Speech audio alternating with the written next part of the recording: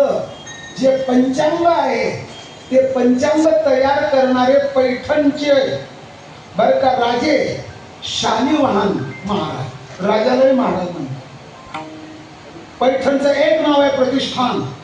शालिवाहन शक सुरू केला तो सुरू होतो चैत्र शुद्ध प्रतिपदेला आणि समाप्त होतो फाल्गुन अमावस्येला. इकडचं सांगून टाकलं. सातपुड्यापासून काश्मीर पर्यंत आणि उत्तर भारत, उत्तर हिंदुस्थानमध्ये अनंतनाग नावाचा जिल्हा काश्मीरमध्ये आहे.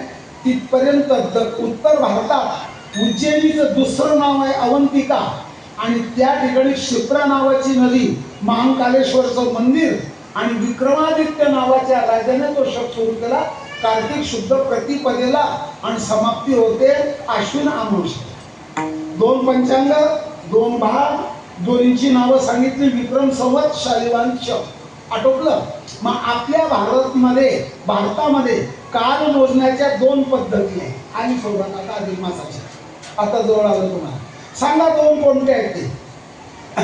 सूर्यावरून जे वर्ष तयार होतं ते सौर वर्ष आणि सौर वर्षाचे जे महिने तयार होतात ते सौर मास. चंद्रावरून जे वर्ष तयार होतं ते चांद्र वर्ष आणि त्याची जे महिने तयार होतात ते चांद्रमास. चांद्रमास चांद्रवर्ष, सौरमास सौरवर्ष. हे झालं. आता यांची माहिती अशी, सौर वर्ष आहे 365 दिवसाचं. हा विषय झालाय का मला शंका होतीच का. 365 दिवसाचं आणि चांद्र वर्ष आहे 354 दिवसाचं. 354 365 फरक किती झाला फटाफट बोलायचा. 11 दिवसाचा. मग दोन्ही वर्ष संपले, 11 तिथी खाली शिल्लक पडल्या.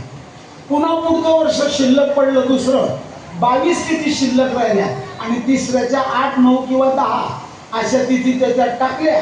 त्या भरून निघाल्या 30 तिथी. त्याचा अधिक निघाल्यामुळे अधिक मास तयार झाला. या महिन्याने तक्रार केली, लग्न नाही, साखरपुडा नाही, सत्यनारायण नाही, कन्यादान नाही, वांगनिश्चय नाही, वगैरे नाही, मला महत्व नाही, मनमास हे नाव पडलं. भगवंताने सांगितलं त्याला, मी आहे स्वतः पुरुषोत्तम आणि माझ्या पुरुषोत्तमाची प्राप्ती करण्याकरता तू उत्तम मास आहे. पुरुषोत्तमाची प्राप्ती करण्याकरता तो पुरुषोत्तम मास या नावाने ओळखला जाशील तथाच तू म्हटलं. आणि तुझ्या कालावधीत जो परमार्थ करील अधिकस्य अधिकम फल. आटोपलं. त्याला तो वर देऊन टाकला.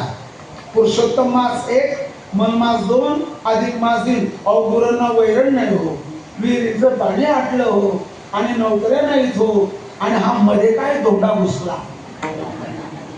काय नाव पडलं मग? बस पुरे करतो. आणि थोडंसं आमच्या माय मावल्यांकरता असं सांगा, ज्या वर्षी ज्येष्ठाच्या आणि आषाढाच्या मध्ये अधिक महिना येतो, ज्येष्ठ आणि यांच्या मध्ये जर अधिक महिना आला तर त्यावेळेला कोकिळा साल म्हटलं जातं. आणि त्या कोकिळा सालात एखाद्या मुलीचा जन्म झाला, त्या मुलीचंही नाव कोकिळा ठेवतात. आता पुनश्च ऐका,